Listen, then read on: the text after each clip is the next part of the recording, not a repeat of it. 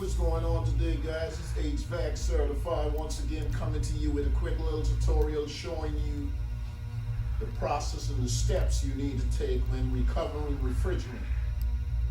We're going to start connecting our manifold gauge. Mainly the red represents the high side and the blue represents the low side.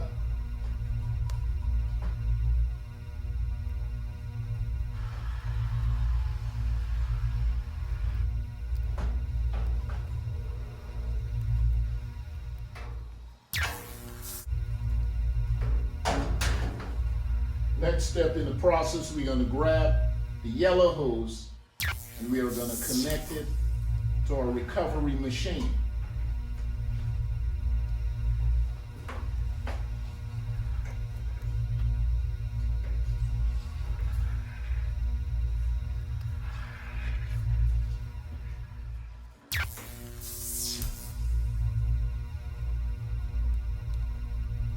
Step in the process, we got an additional hose we're going to connect to the recovery tank and also the recovery machine.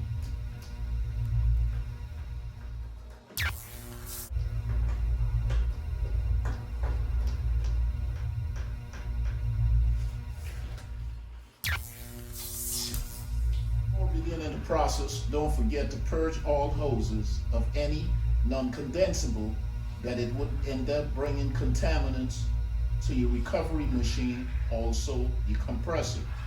Let's turn on these two valves in our manifold gauge.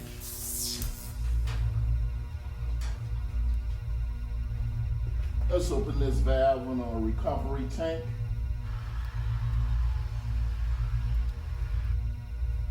What we're going to want to do on the recovery machine, let's open our discharge, and on the recovery side, we'll turn it to inlet, open. What we're going to do now is hook up a power cord to the electrical source and begin the process.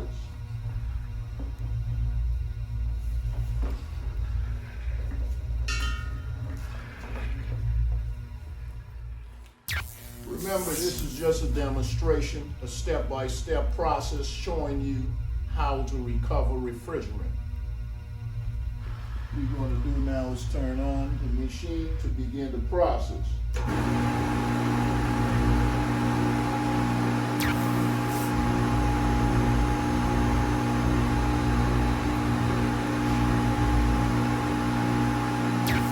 Once you're finished recovering your refrigerant, your manifold gauge should show zero pressure, which is equivalent to atmosphere pressure at sea level, and that would be 14.7 psi, pound for square inches. Recovering our refrigerant, we'll turn off our tank, make sure it's off on the recovery and the discharge. We're going to put it on off as well. And we'll close our valve on the tank and also our manifold gauge. Then we'll start disconnecting our hoses that are connected to a vacuum pump, cylinder, and also our HVAC system.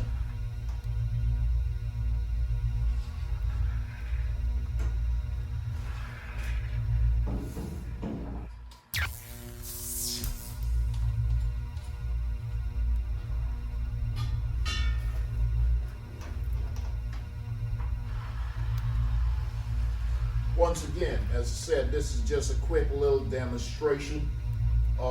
We already removed the refrigerant. Let's say we're getting ready to replace this HVAC system. We're going to have to disconnect our high and low side, which also referred to as the liquid and the suction line. We'll start with the high side, then the low side.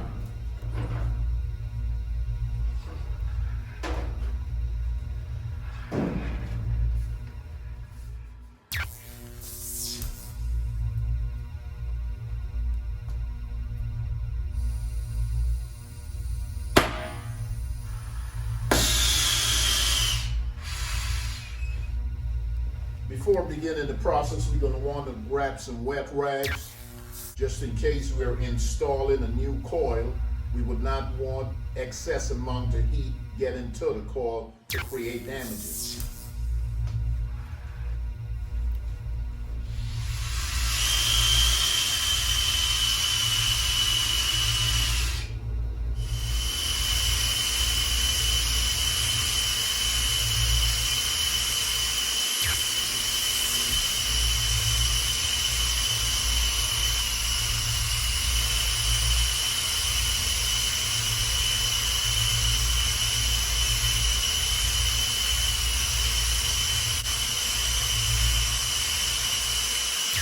Remove the torch back and forth, but you won't damage the pipe.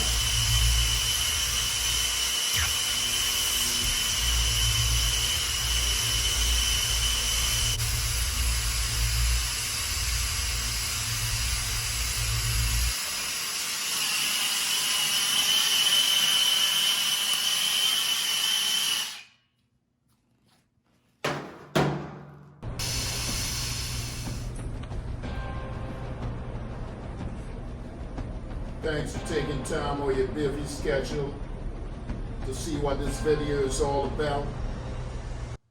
I'm going to be coming with more videos on HVAC, troubleshooting and diagnosing HVAC problems in less than 30 minutes. If you find this video interesting, please share it. Once again, thanks for watching.